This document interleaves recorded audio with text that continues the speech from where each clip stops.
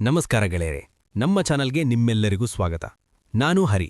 ಮೀರತ್ ಹತ್ತಿರದ ದೆಹಲಿ ಹೈವೇಯಲ್ಲಿ ನನಗೊಂದು ಸಣ್ಣ ಢಾಬಾ ಇದೆ. ಜನ ಇದನ್ನು ಹರಿ ಢಾಬಾ ಎಂದು ಕರೆಯುತ್ತಾರೆ. ನಾನು ಎಂದಿಗೂ ಈ ಢಾಬಾಕ್ಕೆ ಯಾವುದೇ ಹೆಸರಿಟ್ಟಿರಲಿಲ್ಲ. ಟ್ರಕ್ ಡ್ರೈವರ್ಗಳು ಮತ್ತು ಪ್ರಯಾಣಿಕರು ಬಂದು ಹೋಗುವ ಒಂದು ಸಾಮಾನ್ಯ ಜಾಗವಿದು. ಚಹಾದ ಕೆಟಲ್ನಿಂದ ಏಳುವ ಹೊಗೆ, ದಾಲ್ ಕುದಿಯುವ ಸದ್ದು ಮತ್ತು ತಂದೂರಿನಿಂದ ಬರುವ ರೊಟ್ಟಿಯ ಘಮ ಇದೇ ನನ್ನ ಪ್ರಪಂಚ. ಬೆಳಿಗ್ಗೆಯಿಂದ ರಾತ್ರಿಯವರೆಗೂ ನಾನಿಲ್ಲಿ ಜನರ ಸೇವೆ ಮಾಡುತ್ತೇನೆ. ಕೆಲವರು ಕಥೆಗಳನ್ನು ಹೇಳುತ್ತಾರೆ, ಇನ್ನು ಕೆಲವರು ಮೌನವಾಗಿ ಊಟ ಮಾಡಿ ಹೋಗುತ್ತಾರೆ. ಆದರೆ ಆ ರಾತ್ರಿ ನಡೆದ ಘಟನೆ ನನ್ನ ಜೀವನವನ್ನೇ ಬದಲಾಯಿಸಿತು. ಅಂದು ಸಂಜೆಯ ಸಮಯ. ಸೂರ್ಯ ಮುಳುಗಿದ್ದನು ಮತ್ತು ರಸ್ತೆಯ ಬದಿಯಲ್ಲಿ ಢಾಬಾದ ಲೈಟ್ಗಳು ಹೊಳೆಯುತ್ತಿದ್ದವು. ಟ್ರಕ್ಗಳ ಓಡಾಟ ಕಡಿಮೆಯಾಗಿತ್ತು, ಆದರೆ ಢಾಬಾ ಇನ್ನೂ ತೆರೆದಿತ್ತು. ಕೆಲವು ಡ್ರೈವರ್ಗಳು ಮಂಚದ ಮೇಲೆ ಕುಳಿತು ಚಹಾ ಕುಡಿಯುತ್ತಿದ್ದರು. ಹಠಾತ್ತಾಗಿ ಒಂದು ಮೋಟಾರ್ ಸೈಕಲ್ನ ಶಬ್ದ ನನ್ನ ಗಮನ ಸೆಳೆಯಿತು. ಸುಮಾರು 20-22 ವರ್ಷದ ಒಬ್ಬ ಯುವಕ ಬೈಕ್ನಿಂದ ಇಳಿದನು. ಅವನ ಹಿಂದೆ ಒಬ್ಬ ವೃದ್ಧೆ ಕುಳಿತಿದ್ದಳು. ಅವಳ ಸೊಂಟ ಬಾಗಿತ್ತು ಮತ್ತು ಮುಖದಲ್ಲಿ ವರ್ಷಗಳ ಆಯಾಸ ಎದ್ದು ಕಾಣುತ್ತಿತ್ತು. ಅವಳು ಧರಿಸಿದ್ದ ಹಳೆಯ ಸೀರೆ ಧೂಳಿನಿಂದ ಮಾಸಿ ಹೋಗಿತ್ತು. ಆ ಯುವಕ ಆ ವೃದ್ಧೆಯನ್ನು ಢಾಬಾದ ಒಂದು ಮೂಲೆಯಲ್ಲಿದ್ದ ಹಳೆಯ ಮಂಚದ ಮೇಲೆ ಕೂರಿಸಿದನು. ನಂತರ ನನ್ನ ಬಳಿ ಬಂದು, ಅಣ್ಣ, ನನ್ನ ತಾಯಿಯ ಕಡೆ ಸ್ವಲ್ಪ ಗಮನವಿರಲಿ. ನಾನು ಬೈಕ್ ಪಂಚರ್ ಹಾಕಿಸಿಕೊಂಡು ಬರುತ್ತೇನೆ. ಕೇವಲ ಅರ್ಧ ಗಂಟೆಯ ವಿಷಯ ಎಂದನು. ನಾನವನನ್ನು ಗಮನವಿಟ್ಟು ನೋಡಿದೆ. ಅವನ ಮುಖ ಸಾಧಾರಣವಾಗಿತ್ತು, ಆದರೆ ಕಣ್ಣುಗಳಲ್ಲಿ ಯಾವುದೋ ವಿಚಿತ್ರ ತಳಮಳವಿತ್ತು. ಸರಿ ತಮ್ಮ, ಅಮ್ಮನಿಗೆ ಚಹಾ ಕೊಡಲೇ ಎಂದು ಕೇಳಿದೆ. ಅವನು ನಗುತ್ತಾ, ಹೌದು ಅಣ್ಣ, ಸಕ್ಕರೆ ಸ್ವಲ್ಪ ಕಡಿಮೆ ಹಾಕಿ, ಅಮ್ಮನಿಗೆ ಜಾಸ್ತಿ ಸಿಹಿ ಇಷ್ಟವಿಲ್ಲ ಎಂದು ಹೇಳಿ ಬೈಕೇರಿ ಕತ್ತಲಲ್ಲಿ ಮಾಯವಾದನು. ನಾನು ಆ ವೃದ್ಧೆಯ ಕಡೆ ನೋಡಿದೆ. ಅವಳು ಮೌನವಾಗಿ ಕುಳಿತಿದ್ದಳು. ಅವಳ ದೃಷ್ಟಿ ಬಾಗಿಲ ಮೇಲೆಯೇ ನೆಟ್ಟಿತ್ತು. ನಾನು ಚಹಾ ತರಲು ಹೇಳಿ ಅವಳ ಪಕ್ಕದಲ್ಲೇ ಹೋಗಿ ಕುಳಿತೆ. ಅಮ್ಮ, ಎಲ್ಲವೂ ಸರಿಯಿದೆಯಲ್ಲ ಎಂದು ಕೇಳಿದೆ. ಅವಳು ದೀರ್ಘವಾಗಿ ನಿಟ್ಟುಸಿರುಬಿಟ್ಟು, ನನ್ನ ಮಗ ರೋಹಿತ್ ಎಲ್ಲಿಗೆ ಹೋದ? ಬೆಳಗ್ಗೆಯಿಂದ ಪ್ರಯಾಣ ಮಾಡುತ್ತಿದ್ದೇವೆ. ಅರ್ಧ ಗಂಟೆಯಲ್ಲಿ ಬರುತ್ತೇನೆ ಎಂದಿದ್ದ ಎಂದು ಕಾಳಜಿಯಿಂದ ಹೇಳಿದಳು. ಅವಳ ದನಿಯಲ್ಲಿ ಯಾವುದೋ ಭಯವಿತ್ತು. ನಾನು ಸಮಾಧಾನಪಡಿಸುತ್ತಾ, ಅಮ್ಮ, ಚಿಂತೆ ಮಾಡಬೇಡಿ, ಪಂಚರಂಗಡಿಯಲ್ಲಿ ಜನ ಜಾಸ್ತಿ ಇರಬಹುದು, ಅವನು ಬರುತ್ತಾನೆ ಎಂದೆ. ಸಮಯ ಕಳೆಯುತ್ತಾ ಹೋಯಿತು. ಢಾಬಾಕ್ಕೆ ಪ್ರಯಾಣಿಕರು ಬರುತ್ತಿದ್ದರು, ಹೋಗುತ್ತಿದ್ದರು. ಆದರೆ ರೋಹಿತ್ ಸುಳಿವೇ ಇರಲಿಲ್ಲ. ಶಾರದಾದೇವಿ, ಈ ಹೆಸರಲ್ಲೂ ಅವಳು ನಂತರ ಮನೆಗೆ ತಿಳಿಸಿದಳು.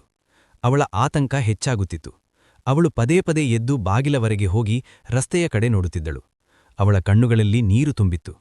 ರೋಹಿತ್ ನನಗೆ ಎಲ್ಲವೂ ಆಗಿದ್ದಾನೆ, ಅವನಿಗೇನಾದರೂ ಆದರೆ ಎಂದವಳು ಅಳತೊಡಗಿದಳು. ಅವಳ ದನಿಯಲ್ಲಿನ ನೋವು ನನ್ನ ಹೃದಯಕ್ಕೆ ತಟ್ಟಿತು. ನನಗೂ ನನ್ನ ತಾಯಿಯ ನೆನಪಾಯಿತು. ನನಗೆ 6 ವರ್ಷವಿರುವಾಗ ಅವಳು ಮನೆಯಿಂದ ಹೊರಟು ಹೋಗಿದ್ದಳು. ತಂದೆ ಹೇಳುತ್ತಿದ್ದರು, ಅವಳು ನಮ್ಮನ್ನು ಬಿಟ್ಟು ಬೇರೆಯವರ ಜೊತೆ ಹೋದಳು ಎಂದು. ಆದರೆ ಅವರ ಮಾತಿನಲ್ಲಿ ಯಾವಾಗಲೂ ಯಾವುದೋ ರಹಸ್ಯ ಅಡಗಿದೆ ಎಂದು ನನಗನ್ನಿಸುತ್ತಿತ್ತು. ರಾತ್ರಿ 2 ಗಂಟೆ ಆಯಿತು. ಢಾಬಾ ಈಗ ಖಾಲಿಯಾಗಿತ್ತು. ರೋಹಿತ್ ಇನ್ನೂ ಬಂದಿರಲಿಲ್ಲ. ನಾನು ಶಾರದಾದೇವಿಗೆ ಹೇಳಿದೆ, ಅಮ್ಮ, ನೀವಿಲ್ಲಿ ಒಬ್ಬರೇ ಇರಲು ಸಾಧ್ಯವಿಲ್ಲ. ನನ್ನ ಜೊತೆ ಮನೆಗೆ ಬನ್ನಿ. ನಾಳೆ ಬೆಳಿಗ್ಗೆ ರೋಹಿತ್ನನ್ನು ಹುಡುಕೋಣ.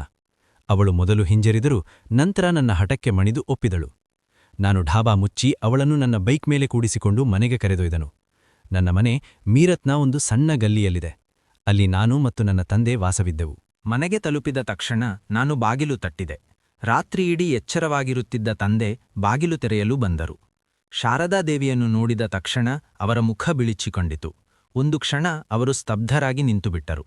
ನಂತರ ಹಠಾತ್ತಾಗಿ 2 ಹೆಜ್ಜೆ ಮುಂದೆ ಬಂದು ಶಾರದಾದೇವಿಯನ್ನು ಅಪ್ಪಿಕೊಂಡು ಅಳತೊಡಗಿದರು. ಶಾರದಾ, ನೀನು ಎಲ್ಲಿದ್ದೆ ಎಂದು ಕೇಳಿದರು. ಅವರ ದನಿಯಲ್ಲಿ ವರ್ಷಗಳ ನೋವು ತುಂಬಿತ್ತು. ನಾನು ಬೆಕ್ಕಸಬೆರಗಾಗಿ, ತಂದೆಯೇ, ಯಾರು ಇವರು ಎಂದು ಗೊಂದಲದಿಂದ ಕೇಳಿದೆ. ತಂದೆ ಕಣ್ಣೀರು ತುಂಬಿದ ಕಣ್ಣುಗಳಿಂದ ನನ್ನನ್ನು ನೋಡಿ ಹೇಳಿದರು, ಹರಿ, ಇವಳು ನಿನ್ನ ತಾಯಿ. ನನ್ನ ಮೆದುಳು ಮರಗಟ್ಟಿದಂತಾಯಿತು. ನನ್ನನ್ನು ಬಿಟ್ಟು ಹೋದಳೆಂದು ತಂದೆ ಎಂದಿಗೂ ಮುಕ್ತವಾಗಿ ಮಾತನಾಡದಿದ್ದ ಆ ತಾಯಿ ಇಂದು ನನ್ನ ಎದುರಿಗಿದ್ದಾಳೆ. ಶಾರದಾದೇವಿ ನನ್ನನ್ನು ನೋಡಿದರು. ಅವರ ಕಣ್ಣುಗಳಲ್ಲಿ ನೋವಿನ ಜೊತೆಗೆ ಒಂದು ವಿಚಿತ್ರ ಹೊಳಪಿತ್ತು. ಹರಿ, ನನ್ನ ಮಗನೇ ಎಂದು ಹೇಳುತ್ತಾ ಕೈ ಚಾಚಿದರು. ನಾನು ಹಿಂದಕ್ಕೆ ಸರದೆ. ಇಲ್ಲ, ಇದು ಸಾಧ್ಯವಿಲ್ಲ, ನೀವು ನಮ್ಮನ್ನು ಬಿಟ್ಟು ಹೋಗಿದ್ದೀರಿ ಎಂದು ಆಕ್ರೋಶದಿಂದ ಕೂಗಿದೆ. ತಂದೆ ತಲೆ ತಗ್ಗಿಸಿ ಹೇಳಿದರು, ಹರಿ, ಅದು ನನ್ನ ತಪ್ಪು. ನಾನೇ ಇವರನ್ನು ಮನೆಯಿಂದ ಹೊರಹಾಕಿದ್ದೆ. ನಿನ್ನ ತಾಯಿ ಎಂದಿಗೂ ನಮ್ಮನ್ನು ಬಿಟ್ಟು ಹೋಗುವ ಬಗ್ಗೆ ಯೋಚಿಸಿರಲಿಲ್ಲ. ಅಂದು ರಾತ್ರಿ ನಾವ್ಯಾರೂ ಮಲಗಲಿಲ್ಲ. ತಾಯಿ ಶಾರದಾದೇವಿ ತನ್ನ ಪೂರ್ತಿ ಕಥೆಯನ್ನು ವಿವರಿಸಿದರು. ನಮ್ಮ ಮನೆ ಮೀರತ್ನ ಇದೇ ಗಲ್ಲಿಯಲ್ಲಿದೆ. ಆದರೆ ಆಸ್ತಿ ಮತ್ತು ಜಮೀನಿನ ಆಸೆಗೆ ಬಿದ್ದ ತಂದೆಯ ಸಹೋದರರು ತಾಯಿಯ ವಿರುದ್ಧ ಸುಳ್ಳು ಆರೋಪಗಳನ್ನು ಮಾಡಿದ್ದರು. ತಾಯಿಗೆ ಬೇರೊಬ್ಬನ ಜೊತೆ ಸಂಬಂಧವಿದೆಯೆಂದು ತಂದೆಯ ಕಿವಿಯೂದಿದ್ದರು. ಕೋಪದಲ್ಲಿದ್ದ ತಂದೆ ಆಕೆಯನ್ನು ಮನೆಯಿಂದ ಹೊರಹಾಕಿದ್ದರು. ಅಂದು ನನಗೆ 6 ವರ್ಷ. ನನ್ನ ತಂಗಿ ಪ್ರೀತಿಗೆ 4 ವರ್ಷ. ತಾಯಿ ನಮ್ಮನ್ನು ಬಿಟ್ಟು ಹೋಗಿರಲಿಲ್ಲ. ಆಕೆಯನ್ನು ಬಲವಂತವಾಗಿ ಹೊರಹಾಕಲಾಗಿತ್ತು. ನಂತರ ತಾಯಿ ದಿಲ್ಲಿಗೆ ಹೋಗಿ ಕೂಲಿ ಕೆಲಸ ಮಾಡಿ ರೋಹಿತ್ನನ್ನು ಬೆಳೆಸಿದ್ದರು. ರೋಹಿತ್ ನನ್ನ ಸಾಕು ಸಹೋದರ. ಆದರೆ ರೋಹಿತ್ ಎಲ್ಲಿಗೆ ಹೋದ? ಅವನು ಈ ರೀತಿ ಕಣ್ಮರೆಯಾದುದು ಹೊಸ ರಹಸ್ಯವಾಯಿತು. ಬೆಳಗಾಯಿತು, ಆದರೆ ನನ್ನ ಆತಂಕ ಕಡಿಮೆಯಾಗಲಿಲ್ಲ. ನಮ್ಮ ಅಂಗಳದ ಹಳೆಯ ಬೇವಿನ ಮರದ ಕೆಳಗೆ ಕುಳಿತಿದ್ದಾಗ ತಾಯಿ ಮೆಲ್ಲನೆ ಹೇಳಿದರು, ಹರಿ ಮಗನೇ, ನನ್ನನ್ನು ಕ್ಷಮಿಸು, ನಾನು ನಿನ್ನನ್ನು ಬಿಟ್ಟು ಹೋಗಿರಲಿಲ್ಲ. ನಾನು ಪ್ರಶ್ನಿಸಿದೆ, ಹಾಗಿದ್ದರೆ ನೀವು ಮರಳಿ ಯಾಕೆ ಬರಲಿಲ್ಲ? ನಾವು ಇಲ್ಲೇ ಇದ್ದೇವೆ ಎಂದು ನಿಮಗೆ ತಿಳಿದಿತ್ತಲ್ಲವೇ? ತಂದೆ ಭಾರವಾದ ದನಿಯಲ್ಲಿ ಹೇಳಿದರು, ಇದರಲ್ಲಿ ಅವಳ ತಪ್ಪಿಲ್ಲ ಹರಿ. ನನ್ನ ಸಹೋದರರು ಅವಳಿಗೆ ಬೆದರಿಕೆ ಹಾಕಿದ್ದರು. ಒಂದು ವೇಳೆ ಅವಳು ಮರಳಿ ಬಂದರೆ ಮಕ್ಕಳನ್ನು ಕೊಲ್ಲುವುದಾಗಿ ಹೆದರಿಸಿದ್ದರು. ಒಬ್ಬಂಟಿ ಹೆಣ್ಣು ಮಗಳು ಏನು ತಾನೆ ಮಾಡಲು ಸಾಧ್ಯ? ಆಕೆ ದಿಲ್ಲಿಗೆ ಹೋಗಿ ಪಾತ್ರೆ ತೊಳೆದು ಬಟ್ಟೆ ಒಗೆದು ಜೀವನ ನಡೆಸಿದಳು. ನಂತರ ರೋಹಿತ್ ಜನಿಸಿದ. ರೋಹಿತ್ ಯಾರು ಎಂದು ನಾನು ಕೇಳಿದೆ. ತಾಯಿ ಕಣ್ಣು ತಗ್ಗಿಸಿ ಹೇಳಿದರು, ಅವನು ನನ್ನ ಮಗ, ನಿನ್ನ ಸಾಕು ಸಹೋದರ. ನನ್ನ 2ನೇ ಮದುವೆಯಾಗಿತ್ತು, ಆದರೆ ಆ ವ್ಯಕ್ತಿಯೂ ಸರಿಯಿರಲಿಲ್ಲ. ರೋಹಿತ್ ನನ್ನ ಜೀವನದ ಏಕೈಕ ಭರವಸೆಯಾಗಿದ್ದ. ನಾನು ಮೌನವಾದೆ. ನನ್ನ ಮೆದುಳು ಭೂತಕಾಲ ಮತ್ತು ವರ್ತಮಾನದ ನಡುವೆ ತೂಗಾಡುತ್ತಿತ್ತು. ಕಣ್ಮರೆಯಾಗಿದ್ದ ತಾಯಿ ಇಂದು ಎದುರಿಗಿದ್ದಾಳೆ. ಆದರೆ ರೋಹಿತ್ ಎಲ್ಲಿದ್ದಾನೆ? ಅವನ ಈ ಹಠಾತ್ ನಿರ್ಗಮನ ನನ್ನಲ್ಲಿ ಭಯ ಮೂಡಿಸಿತ್ತು. ಸೂರ್ಯನ ಮೊದಲ ಕಿರಣ ಅಂಗಳಕ್ಕೆ ಹರಡಿತು.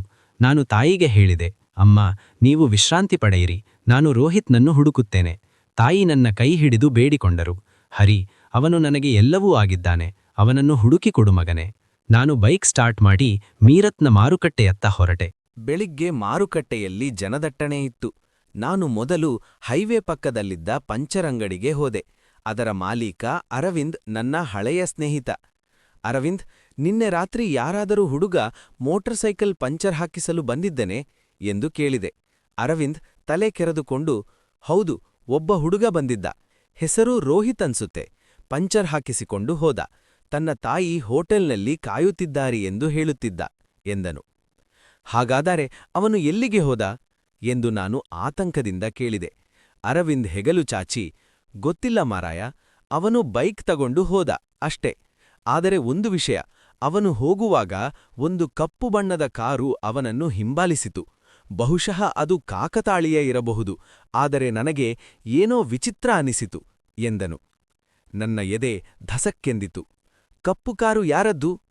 ಗೊತ್ತಿಲ್ಲ ಹರಿ, ಇಲ್ಲಿ ಗಾಡಿಗಳು ಬರುತ್ತಾ ಹೋಗುತ್ತಾ ಇರುತ್ತವೆ, ಆದರೆ ಆ ಕಾರು ಸ್ವಲ್ಪ ಅನುಮಾನಾಸ್ಪದವಾಗಿತ್ತು ಎಂದು ಅರವಿಂದ್ ಹೇಳಿದನು. ನಾನು ತಕ್ಷಣ ಬೈಕ್ ಸ್ಟಾರ್ಟ್ ಮಾಡಿ ಪೊಲೀಸ್ ಸ್ಟೇಷನ್ಗೆ ಓಡಿದೆ. ಅಲ್ಲಿ ಇನ್ಸ್ಪೆಕ್ಟರ್ ವಿನಯ್ ನನಗೆ ಪರಿಚಯವಿದ್ದರು. ಅವರಿಗೆ ಎಲ್ಲವನ್ನೂ ವಿವರಿಸಿದೆ. ವಿನಯ್ ಹೇಳಿದರು, ಹರಿ, ನೀನು ಚಿಂತೆ ಮಾಡಬೇಡ, ನಾವು ರೋಹಿತ್ನನ್ನು ಹುಡುಕುತ್ತೇವೆ. ಆದರೆ ನೀನು ಹೇಳುವ ಪ್ರಕಾರ ಅವನು ನಿನ್ನ ತಾಯಿಯ ಮಗ. ಇದರಲ್ಲಿ ಯಾವುದೋ ಹಳೆಯ ದ್ವೇಷ ಅಡಗಿದೆಯೇ? ನಾನು ತಲೆ ಅಲ್ಲಾಡಿಸಿದೆ. ಗೊತ್ತಿಲ್ಲ ವಿನಯ್ ಭಾಯ್, ಆದರೆ ನನ್ನ ತಾಯಿ ವರ್ಷಗಳ ನಂತರ ಮರಳಿ ಬಂದಿದ್ದಾರೆ. ಬಹುಶಃ ಇದಕ್ಕೂ ಅದಕ್ಕೂ ಸಂಬಂಧವಿರಬಹುದು. ಇನ್ಸ್ಪೆಕ್ಟರ್ ತನಿಖೆ ಶುರು ಮಾಡಿದರು.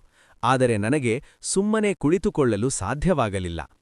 ನಾನು ಮತ್ತೆ ಹೈವೇ ಪಕ್ಕದ ನನ್ನ ಡಾಬಾ ಹತ್ತಿರ ಬಂದೆ. ಪಕ್ಕದಲ್ಲಿದ್ದ ಪೆಟ್ರೋಲ್ ಬಂಕ್ನಲ್ಲಿ ಕೆಲಸ ಮಾಡುವ ಅಜಯ್ನನ್ನು ವಿಚಾರಿಸಿದೆ. ಅಜಯ್ ಹೇಳಿದನು, ಹೌದು ಅಣ್ಣ, ನಿನ್ನೆ ರಾತ್ರಿ ಒಂದು ಕಪ್ಪು ಶಿಫ್ಟ್ ಕಾರು ಇಲ್ಲಿ ನಿಂತಿತ್ತು. ಅದರಲ್ಲಿ 2 ವ್ಯಕ್ತಿಗಳಿದ್ದರು. ಒಬ್ಬ ಪೆಟ್ರೋಲ್ ಹಾಕಿಸುತ್ತಿದ್ದರೆ ಇನ್ನೊಬ್ಬ ಫೋನ್ನಲ್ಲಿ, ಹುಡುಗ ಸಿಕ್ಕಿದ್ದಾನೆ, ಇನ್ನು ಆ ಮುದುಕಿಗಾಗಿ ಕಾಯುತ್ತಿದ್ದೇವೆ ಎಂದು ಹೇಳುತ್ತಿದ್ದ. ನನ್ನ ರಕ್ತ ಕುದಿಯತೊಡಗಿತು. ನಾನು ತಕ್ಷಣ ಇನ್ಸ್ಪೆಕ್ಟರ್ ವಿನಯ್ಗೆ ಫೋನ್ ಮಾಡಿ ವಿಷಯ ತಿಳಿಸಿದೆ. ಅವರು ಸಿಸಿಟಿವಿ ದೃಶ್ಯಗಳನ್ನು ಪರಿಶೀಲಿಸುವುದಾಗಿ ಹೇಳಿದರು. ರೋಹಿತ್ನ ನಾಪತ್ತೆಯ ಹಿಂದೆ ಯಾವುದೋ ದೊಡ್ಡ ಸಂಚು ಅಡಗಿದೆ ಎಂದು ನನ್ನ ಮನಸ್ಸು ಹೇಳುತ್ತಿತ್ತು. ಸಂಜೆಯಾಯಿತು. ನಾನು ಮನೆಗೆ ಮರಳಿದೆ. ತಾಯಿ ಅಂಗಳದಲ್ಲಿ ಕುಳಿತು ಪ್ರಾರ್ಥನೆ ಮಾಡುತ್ತಿದ್ದರು. ಹರಿ, ಏನಾದರೂ ಸುಳಿವು ಸಿಕ್ಕಿದೆ ಎಂದು ಅವರು ಕೇಳಿದರು. ನಾನು ಮೌನವಾಗಿದ್ದೆ. ಅದೇ ಕ್ಷಣದಲ್ಲಿ ಬಾಗಿಲು ತತ್ತಿದ ಸದ್ದಾಯಿತು. ನಾನು ಬಾಗಿಲು ತೆರೆದಾಗ ಎದುರಿಗೆ ಒಬ್ಬಳು ಯುವತಿ ನಿಂತಿದ್ದಳು. ಅವಳ ಮುಖದಲ್ಲಿ ಸುಸ್ತು ಎದ್ದು ಕಾಣುತ್ತಿತ್ತು. ಹರಿಯಣ್ಣ ಎಂದು ಅವಳು ಮೆಲ್ಲನೆ ಕರೆದಳು. ನಾನು ಆಶ್ಚರ್ಯದಿಂದ, ನೀನು ಯಾರು ಎಂದು ಕೇಳಿದೆ. ಅವಳು ದೀರ್ಘವಾಗಿ ನಿಟ್ಟುಸಿರು ಬಿಟ್ಟು ಹೇಳಿದಳು, ನಾನು ಪ್ರೀತಿ, ನಿನ್ನ ತಂಗಿ. ಆ ಮಾತುಗಳು ನನ್ನ ಎದೆಯನ್ನು ಜಲ್ಲನಿಸಿದವು. ವರ್ಷಗಳ ಹಿಂದೆ ತಾಯಿಯ ಜೊತೆ ನಾಪತ್ತೆಯಾಗಿದ್ದ, ಆಗ ಕೇವಲ 4 ವರ್ಷದವಳಾಗಿದ್ದ ನನ್ನ ತಂಗಿ ಪ್ರೀತಿ ಇಂದು ನನ್ನ ಎದುರಿಗೆ ನಿಂತಿದ್ದಾಳೆ. ನನ್ನ ಮೆದುಳು ಈ ಸತ್ಯವನ್ನು ಅರಗಿಸಿಕೊಳ್ಳಲು ಕಷ್ಟಪಡುತ್ತಿತ್ತು. ನಾನು ಅವಳ ಮುಖವನ್ನು ಗಮನವಿಟ್ಟು ನೋಡಿದೆ. ಅವಳ ಕಣ್ಣುಗಳಲ್ಲಿ ತಾಯಿಯ ಕಣ್ಣುಗಳಲ್ಲಿದ್ದ ಅದೇ ಆಳವಿತ್ತು, ಆದರೆ ಮುಖದಲ್ಲಿ ವರ್ಷಗಳ ಹೋರಾಟದ ದಣಿವು ಎದ್ದು ಕಾಣುತ್ತಿತ್ತು. ಪ್ರೀತಿ? ನಾನು ಆಶ್ಚರ್ಯ ಮತ್ತು ಅನುಮಾನದಿಂದ ಕೇಳಿದೆ. ನೀನು ಇಲ್ಲಿ ಹೇಗೆ? ಅಂಗಳದಲ್ಲಿ ಪ್ರಾರ್ಥನೆ ಮಾಡುತ್ತಿದ್ದ ತಾಯಿ ಹಠಾತ್ತಾಗಿ ಎದ್ದು ನಿಂತರು. ಪ್ರೀತಿ, ನನ್ನ ಮಗಳೇ ಎನ್ನುತ್ತಾ ಓಡಿಬಂದು ಅವಳನ್ನು ಅಪ್ಪಿಕೊಂಡರು. ತಾಯಿ ಮಗಳಿಬ್ಬರೂ ಪರಸ್ಪರ ಅಪ್ಪಿಕೊಂಡು ಅಳತೊಡಗಿದರು. ಒಂದು ಮೂಲೆಯಲ್ಲಿ ಸುಮ್ಮನೆ ಕುಳಿತಿದ್ದ ತಂದೆ ಎದ್ದು ನಿಂತರು. ಅವರ ಮುಖ ಬಿಳಿಚಿಕೊಂಡಿತ್ತು. ಪ್ರೀತಿ, ನೀನು ಬದುಕಿದ್ದೀಯಾ ಎಂದು ನಡುಗುವ ದನಿಯಲ್ಲಿ ಕೇಳಿದರು. ನಾನು ಕೋಪದಿಂದ ತಂದೆಯ ಕಡೆ ನೋಡಿ ಕೇಳಿದೆ, ಇದೆಲ್ಲ ಏನಾಗುತ್ತಿದೆ? ಮೊದಲು ಅಮ್ಮ, ಈಗ ಪ್ರೀತಿ. ನೀವು ನನಗೆ ಯಾವುದನ್ನೂ ಯಾಕೆ ಹೇಳಿರಲಿಲ್ಲ? ಪ್ರೀತಿ ಅಮ್ಮನಿಂದ ದೂರವಾಗಿ ನನ್ನ ಕಡೆ ನೋಡಿ ಹೇಳಿದಳು, ಹರಿಯಣ್ಣ, ಇದೊಂದು ದೊಡ್ಡ ಕಥೆ. ಆದರೆ ನಾನಿಲ್ಲಿಗೆ ಬಂದಿರುವುದು ರೋಹಿತ್ ಕಾರಣಕ್ಕಾಗಿ. ರೋಹಿತ್ ಹೆಸರನ್ನು ಕೇಳಿದೊಡನೆ ನನ್ನ ಎದೆ ಧಸಕ್ಕೆಂದಿತು. ನಿನಗೆ ರೋಹಿತ್ ಗೊತ್ತುಂಟಾ? ಅವನೆಲ್ಲಿದ್ದಾನೆ ಎಂದು ಕೇಳಿದೆ. ಪ್ರೀತಿ ದೀರ್ಘವಾಗಿ ನಿಟ್ಟುಸಿರುಬಿಟ್ಟು ಹೇಳಿದಳು, ಅವನು ಅಪಾಯದಲ್ಲಿದ್ದಾನೆ. ಅವನ ನಾಪತ್ತೆಯ ಹಿಂದೆ ನಮ್ಮ ಕುಟುಂಬದ ಭೂತಕಾಲದ ಸಂಬಂಧವಿದೆ. ನಾವೆಲ್ಲರೂ ಅಂಗಳದಿಂದ ಒಳಗೆ ಹೋದೆವು. ಪ್ರೀತಿ ತನ್ನ ಕಥೆ ಶುರುಮಾಡಿದಳು.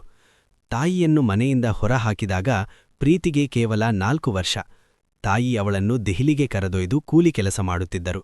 ಆದರೆ ಪ್ರೀತಿಗೆ 7 ವರ್ಷವಾದಾಗ ತಂದೆಯ ಚಿಕ್ಕಪ್ಪನ ಮಕ್ಕಳು ಬಂದು ಅವಳನ್ನು ಬಲವಂತವಾಗಿ ತಾಯಿಯಿಂದ ದೂರ ಮಾಡಿದರು. ತಾಯಿ ಜಮೀನಿನ ಮೇಲೆ ಹಕ್ಕು ಚಲಾಯಿಸಬಾರದು ಎಂಬುದು ಅವರ ಉದ್ದೇಶವಾಗಿತ್ತು. ಪ್ರೀತಿ ಮುಂದುವರಿಸಿ ಹೇಳಿದಳು, ನಾನು ಅವರ ಮನೆಯಲ್ಲಿ ಬಂಧಿಯಾಗಿದ್ದೆ. ದೊಡ್ಡವಳಾದ ನಂತರ ಅಲ್ಲಿಂದ ದೆಹಲಿಗೆ ಓಡಿಹೋಗಿ ಟೀಚರ್ ಆದೆ. ಕಳೆದ ಕೆಲವು ತಿಂಗಳಿಂದ ನನಗೆ ರೋಹಿತ್ ಅಪಾಯದಲ್ಲಿದ್ದಾನೆ ಎಂದು ತಿಳಿಯಿತು. ನಾನು ಆತಂಕದಿಂದ ಕೇಳಿದೆ, ರೋಹಿತ್ಗೂ ಇದಕ್ಕೂ ಏನು ಸಂಬಂಧ? ರೋಹಿತ್ಗೆ ನಮ್ಮ ಕುಟುಂಬದ ಜಮೀನಿನ ಸತ್ಯ ತಿಳಿದಿತ್ತು. ಅಪ್ಪನ ಸಹೋದರರು ಕಿತ್ತುಕೊಂಡಿದ್ದ ಆ ಜಮೀನು ನಿಜವಾಗಿ ಅಮ್ಮನ ಹೆಸರಿನಲ್ಲಿದೆ ಎಂಬ ದಾಖಲೆಗಳು ಅವನಿಗೆ ಸಿಕ್ಕಿದ್ದವು. ಅವನು ಅದನ್ನು ಮರಳಿ ಪಡೆಯಲು ಪ್ರಯತ್ನಿಸುತ್ತಿದ್ದ. ಆದರೆ ಚಿಕ್ಕಪ್ಪನ ಮಕ್ಕಳಿಗೆ ಈ ವಿಷಯ ತಿಳಿದು ಹೋಯಿತು ಎಂದು ಪ್ರೀತಿ ವಿವರಿಸಿದಳು. ಅವನ ನಾಪತ್ತೆ ಆಕಸ್ಮಿಕವಲ್ಲ ಅಣ್ಣ, ಅವರೇ ಅವನನ್ನು ಅಪಹರಿಸಿದ್ದಾರೆ. ಆ ಮಾತು ಕೇಳಿ ನಾನು ನಡುಗಿ ಹೋದೆ. ನನ್ನ ಸಾಕು ಸಹೋದರ ರೋಹಿತ್ ಅಪಾಯದಲ್ಲಿದ್ದನು. ಪ್ರೀತಿ ತನ್ನ ಬ್ಯಾಗ್ನಿಂದ ಕೆಲವು ದಾಖಲೆಗಳನ್ನು ತೆಗೆದಳು. ರೋಹಿತ್ ಅಮ್ಮನ ಜೊತೆ ಮೀರತ್ಗೆ ಬರುವ ವಿಷಯ ನನಗೆ ತಿಳಿಸಿದ್ದ. ನಿನ್ನೆ ರಾತ್ರಿ ಅವನು ಪಂಚರ್ ಹಾಕಿಸಲು ಹೋದಾಗ ಯಾರೋ ಅನಾನೇಮ ವ್ಯಕ್ತಿ ನನಗೆ ಫೋನ್ ಮಾಡಿದ. ನಾವು ಜಮೀನಿನ ಹಕ್ಕು ಬಿಟ್ಟುಕೊಟ್ಟರೆ ಮಾತ್ರ ರೋಹಿತ್ನನ್ನು ಬಿಡುವುದಾಗಿ ಬೆದರಿಕೆ ಹಾಕಿದ. ತಂದೆ ದಿಕ್ಕೇ ತೋಚದೆ ಹೇಳಿದರು, ಅವರು ಈ ಕೆಲಸಕ್ಕಾಗಿ ರಂಜಿತ್ ಎಂಬ ರೌಡಿಯನ್ನು ನೇಮಿಸಿದ್ದಾರೆ. ಅವನು ಮೀರತ್ನ ಅತ್ಯಂತ ಅಪಾಯಕಾರಿ ಮನುಷ್ಯ. ನಾನು ತಕ್ಷಣ ನಿರ್ಧರಿಸಿದೆ, ಇನ್ನು ಕಾಯಲು ಸಾಧ್ಯವಿಲ್ಲ. ಪ್ರೀತಿ, ನೀನು ನನ್ನ ಜೊತೆ ಬಾ, ನಾವು ರಂಜಿತ್ನ ಅಡಗುದಾಣಕ್ಕೆ ಹೋಗೋಣ. ತಾಯಿ ಹೆದರಿದರೂ ನಾನು ಕೇಳಲಿಲ್ಲ. ರೋಹಿತ್ ನನ್ನ ತಮ್ಮ, ಅವನನ್ನು ಹಾಗೆಯೇ ಬಿಡಲು ಸಾಧ್ಯವಿರಲಿಲ್ಲ. ರಾತ್ರಿ 9 ಗಂಟೆಯಾಗಿತ್ತು. ನಾನು ಮತ್ತು ಪ್ರೀತಿ ಬೈಕ್ನಲ್ಲಿ ರಂಜಿತ್ ಇರುವ ಹಳೆಯ ಗೋದಾಮಿನ ಕಡೆ ಹೋದೆವು. ದೂರದಲ್ಲಿ ಬೈಕ್ ನಿಲ್ಲಿಸಿ ಮೆಲ್ಲನೆ ಗೋದಾಮಿನ ಬಳಿ ಹೋದೆವು. ಕಿಟಕಿಯಿಂದ ಒಳಗೆ ಎಣಿಕಿ ನೋಡಿದಾಗ ಅಲ್ಲಿ 3 ವ್ಯಕ್ತಿಗಳು ಕುಳಿತಿದ್ದರು. ಅವರ ಎದುರು ಕೈಕಾಲು ಕಟ್ಟಲ್ಪಟ್ಟ ಸ್ಥಿತಿಯಲ್ಲಿ ರೋಹಿತ್ ನೆಲದ ಮೇಲೆ ಬಿದ್ದಿದ್ದನು. ಅವನ ಮುಖ ಗಾಯಗೊಂಡಿತ್ತು, ಆದರೆ ಅವನು ಬದುಕಿದ್ದನು. ಪುನರ್ಮಿಲನ, ಪ್ರೀತಿ ಮೆಲ್ಲನೆ ಹೇಳಿದಳು. ಆದರೆ ನಾನು ಅವಳನ್ನು ಸುಮ್ಮನಿರಿಸಿದೆ. ನಾವು ಒಬ್ಬರೇ ಇವರ ಜೊತೆ ಹೋರಾಡಲು ಸಾಧ್ಯವಿಲ್ಲ. ಪೊಲೀಸರನ್ನು ಕರೆಯಲೇಬೇಕು. ಅಷ್ಟರಲ್ಲಿ ಒಂದು ಗಡುಸಾದ ದನಿ ಕೇಳಿಸಿತು. ಯಾರಲ್ಲೇ? ನಾವು ನೋಡಿದಾಗ ರಂಜಿತ್ ಕೈಯಲ್ಲಿ ಪಿಸ್ತೂಲು ಹಿಡಿದು ನಮ್ಮ ಕಡೆ ಬರ್ತಿದ್ದ. ನಾನು ಪ್ರೀತಿಯ ಕೈ ಹಿಡಿದು ಓಡಿದೆ. ನಾವು ಒಂದು ಗಲ್ಲಿಯಲ್ಲಿ ಅಡಗಿಕೊಂಡೆವು. ಆದರೆ ರಂಜಿತ್ನ ಆಳುಗಳು ನಮ್ಮನ್ನು ಬೆನ್ನಟ್ಟುತ್ತಿದ್ದರು. ಆ ಕಿರಿದಾದ ಗಲ್ಲಿಗಳಲ್ಲಿ ನಮ್ಮ ಉಸಿರಾಟದ ಸದ್ದು ಪ್ರತಿಧ್ವನಿಸುತ್ತಿತ್ತು. ರೋಹಿತ್ನ ಆ ಗಾಯಗೊಂಡ ಮುಖ ನನ್ನ ಕಣ್ಣೆದುರು ಪದೇ ಪದೇ ಬರುತ್ತಿತ್ತು. ಅವನು ನನ್ನ ಸಾಕು ಸಹೋದರನಾಗಿದ್ದರೂ ಆ ಕ್ಷಣದಲ್ಲಿ ಅವನು ನನ್ನ ಸ್ವಂತ ರಕ್ತದವನಂತೆ ಅನ್ನಿಸಿತು. ಹರಿಯಣ್ಣ, ಈಗ ಏನು ಮಾಡೋಣ? ಪ್ರೀತಿ ಉಸಿರುಕಟ್ಟಿದ ದನಿಯಲ್ಲಿ ಕೇಳಿದಳು. ನಾನು ಒಂದು ಮೂಲೆಯಲ್ಲಿ ಅಡಗಿ ಇನ್ಸ್ಪೆಕ್ಟರ್ ವಿನಯ್ಗೆ ಫೋನ್ ಮಾಡಿದೆ. ರೋಹಿತ್ ಒಂದು ಗೋದಾಮಿನಲ್ಲಿದ್ದಾನೆ. ರಂಜಿತ್ ಅವನನ್ನು ಬಂಧಿಸಿದ್ದಾನೆ. ನಮ್ಮನ್ನು ಯಾರೋ ಬೆನ್ನಟ್ಟುತ್ತಿದ್ದಾರೆ. ಬೇಗ ಬನ್ನಿ ಎಂದು ಹೇಳಿದೆ. ವಿನಯ್ ತಕ್ಷಣ ಪ್ರತಿಕ್ರಿಯಿಸಿ, ನೀವು ಎಲ್ಲಾದರೂ ಸುರಕ್ಷಿತವಾಗಿ ಅಡಗಿಕೊಳ್ಳಿ, ನಾವು 10 ನಿಮಿಷದಲ್ಲಿ ಬರುತ್ತೇವೆ ಎಂದರು. ಸ್ವಲ್ಪ ಸಮಯದಲ್ಲೇ ಪೊಲೀಸ್ ವಾಹನಗಳ ಸೈರನ್ ಗಲ್ಲಿಯಲ್ಲಿ ಮೊಳಗಿತು. ಇನ್ಸ್ಪೆಕ್ಟರ್ ವಿನಯ್ ಮತ್ತು ತಂಡ ಗೋದಾಮನ್ನು ಮುತ್ತಿಗೆ ಹಾಕಿದರು. ಪೊಲೀಸರು ದಾಳಿ ನಡೆಸಿ ಕೆಲವೇ ನಿಮಿಷಗಳಲ್ಲಿ ರಂಜಿತ್ ಮತ್ತು ಅವನ ಆಳುಗಳನ್ನು ಬಂಧಿಸಿದರು. ನಾನು ಮತ್ತು ಪ್ರೀತಿ ಒಳಗೆ ಓಡಿದೆವು. ರೋಹಿತ್ ನೆಲದ ಮೇಲೆ ಬಿದ್ದಿದ್ದ. ಪ್ರೀತಿ ಕಿರುಚುತ್ತಾ ಅವನನ್ನು ಅಪ್ಪಿಕೊಂಡಳು. ನಾನು ಅವನ ಹಗ್ಗಗಳನ್ನು ಬಿಡಿಸಿದೆ. ಆರಾಮವಾಗಿದ್ದೀಯಾ ರೋಹಿತ್ ಎಂದು ಗಾಬರಿಯಿಂದ ಕೇಳಿದೆ. ಅವನು ಅಶಕ್ತನಾಗಿ ನಗುಬೀರಿ, ಅಣ್ಣ, ನೀನು ಯಾರು ಎಂದು ಕೇಳಿದ. ನಾನು ಹರಿ, ನಿನ್ನ ಅಣ್ಣ ಎಂದು ಹೇಳಿದಾಗ ಅವನು ಅಚ್ಚರಿಯಿಂದ ನನ್ನನ್ನು ನೋಡಿದ. ಪೊಲೀಸರು ರೋಹಿತ್ನನ್ನು ಆಸ್ಪತ್ರೆಗೆ ಸೇರಿಸಿದರು. ಅವನ ಗಾಯಗಳು ಅಷ್ಟೇನೂ ಆಳವಾಗಿರಲಿಲ್ಲ. ಅಮ್ಮ ಮತ್ತು ಅಪ್ಪ ಆಸ್ಪತ್ರೆಗೆ ಬಂದರು. ಅಮ್ಮ ರೋಹಿತ್ನನ್ನು ಅಪ್ಪಿಕೊಂಡು ಕಣ್ಣೀರಿಟ್ಟರು. ನನ್ನ ಮಗ ರೋಹಿತ್ ಆರಾಮವಾಗಿದ್ದಾನಲ್ಲವೇ ಎಂದು ಕೇಳಿದರು. ರೋಹಿತ್ ಅಮ್ಮನ ಕೈ ಹಿಡಿದು, ಅಮ್ಮ, ನಾನು ಚೆನ್ನಾಗಿದ್ದೇನೆ, ಆದರೆ ಅವರು ಆ ಜಮೀನಿನ ದಾಖಲೆಗಳನ್ನು ಕಸಿದುಕೊಳ್ಳಲು ನೋಡಿದರು ಎಂದನು. ಇನ್ಸ್ಪೆಕ್ಟರ್ ವಿನಯ್ ತಿಳಿಸಿದಂತೆ ರಾಜೇಶ್ ಮತ್ತು ಪ್ರತಾಪ್ ಅವರು ಈ ಕೃತ್ಯಕ್ಕಾಗಿ ರಂಜಿತ್ನನ್ನು ನೇಮಿಸಿದ್ದರು ಮತ್ತು ಜಮೀನಿನ ಅಸಲಿ ದಾಖಲೆಗಳು ಪತ್ತೆಯಾಗಿದ್ದವು. ಕಾನೂನುಬದ್ಧವಾಗಿ ಆ ಜಮೀನು ಶಾರದಾದೇವಿಯವರದ್ದೇ ಆಗಿತ್ತು. ಆದರೆ ಅಮ್ಮ ಹೇಳಿದರು, ನನಗೆ ಜಮೀನು ಬೇಡ, ನನ್ನ ಮಕ್ಕಳು ಸಿಕ್ಕರೆ ಸಾಕು. ಕೆಲವು ವಾರಗಳ ನಂತರ ನ್ಯಾಯಾಲಯದ ತೀರ್ಪು ಅಮ್ಮನ ಪರವಾಗಿ ಬಂತು. ಅಮ್ಮ ಆ ಜಮೀನನ್ನು ಮಾರಿ ಒಂದು ಪುಟ್ಟ ಶಾಲೆಯನ್ನು ತೆರೆದರು. ಅಲ್ಲಿ ಪ್ರೀತಿ ಪಾಠ ಮಾಡಲು ಶುರು ಮಾಡಿದಳು. ರೋಹಿತ್ ಮತ್ತೆ ತನ್ನ ಓದನ್ನು ಮುಂದುವರಿಸಿದನು. ನಾನು ನನ್ನ ಡಾಬಾಕ್ಕೆ ಮರಳಿದೆ. ಆದರೆ ಈಗ ಅದು ಕೇವಲ ಡಾಬಾ ಆಗಿರಲಿಲ್ಲ, ಅದು ನನ್ನ ಕುಟುಂಬದ ಪುನರ್ಮಿಲನದ ಸಾಕ್ಷಿಯಾಗಿತ್ತು. ಒಂದು ರಾತ್ರಿ ನನ್ನ ಇಡೀ ಜೀವನವನ್ನೇ ಬದಲಾಯಿಸಿತು. ವರ್ಷಗಳ ಕಾಲ ಚದುರಿ ಹೋಗಿದ್ದ ಕುಟುಂಬ ಮತ್ತೆ ಒಂದಾಯಿತು. ಇದು ಒಬ್ಬ ಸಾಮಾನ್ಯ ಮನುಷ್ಯ ಹರಿಯ ಕಥೆ. ಅವನಿಗೆ ಕೊನೆಗೆ ನ್ಯಾಯ ಮತ್ತು ತನ್ನ ಕುಟುಂಬ ಎರಡೂ ಸಿಕ್ಕಿತು. ಗೆಳೆಯರೇ, ನಿಮಗೆ ಈ ಕಥೆ ಹೇಗನಿಸಿತು ಎಂಬುದನ್ನು ಕಮೆಂಟ್ ಮಾಡಿ ಖಂಡಿತ ತಿಳಿಸಿ. ಕಥೆ ಇಷ್ಟವಾಗಿದ್ದರೆ ದಯವಿಟ್ಟು ವಿಡಿಯೋ ಲೈಕ್ ಮಾಡಿ, ಶೇರ್ ಮಾಡಿ ಮತ್ತು ಸಬ್ಸ್ಕ್ರೈಬ್ ಮಾಡಿ. ಮತ್ತೊಂದು ಹೊಸ ಕಥೆಯೊಂದಿಗೆ ಮತ್ತೆ ಭೇಟಿಯಾಗೋಣ. ಅಲ್ಲಿಯವರೆಗೆ ಧನ್ಯವಾದಗಳು.